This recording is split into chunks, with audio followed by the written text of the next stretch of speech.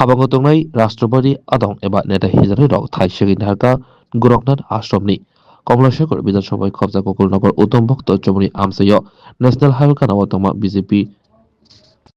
হাবাঙ্গ finance सिगांनो संगाजाकपुनि गशाला आश्रम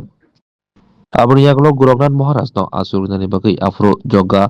eba joggo chengjakmani tabungni habago tongnai bodoni মন্ত্রী অকরা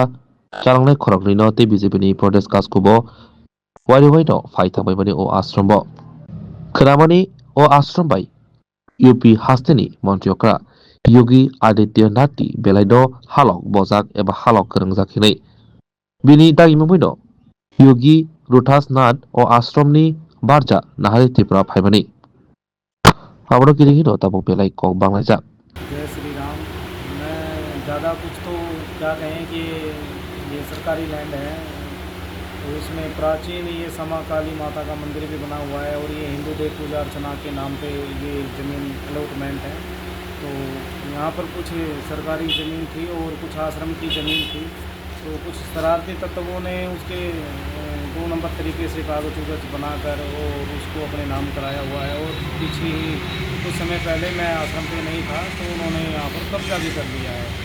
आप देख सकते हो उसमें आश्रम के बीच में ही पिलर लगे हुए हैं। एक्चुअली इसमें बात ये है कि आश्रम वो जो ज़मीन जो उन्होंने कब्जाया है उसके चारों तरफ हमारी ज़मीन है, तो समझ में ये नहीं आ रहा है कि बीच में वो ज़मीन कैसे किसी और की हो सकती है।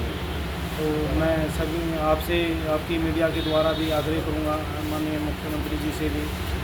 और त्रिपुरा सरकार से भी कि इस सिलसिले को देखा जाए गहराई से और इसका समाधान किया जाए, क्योंकि मंदिर में दान दिया जाता है, चाहे ज़मीन का दान हो या कोई अनुदान हो, कुछ भी दान हो मंदिर में दिया जाता है, लेकिन मंदिर से लिया नहीं जाता है। तो यहाँ कुछ ऐसा किया है शरारती तत्वों ने मिलकर उस पर कब्जा कर लिया है। तो ये पूरी मिला मतलब एक पूरी साजिश है। तो सभी से मैं आपके द्वारा भी मीडिया के द्वारा माननीय हमारे जो अभिमानी शाह है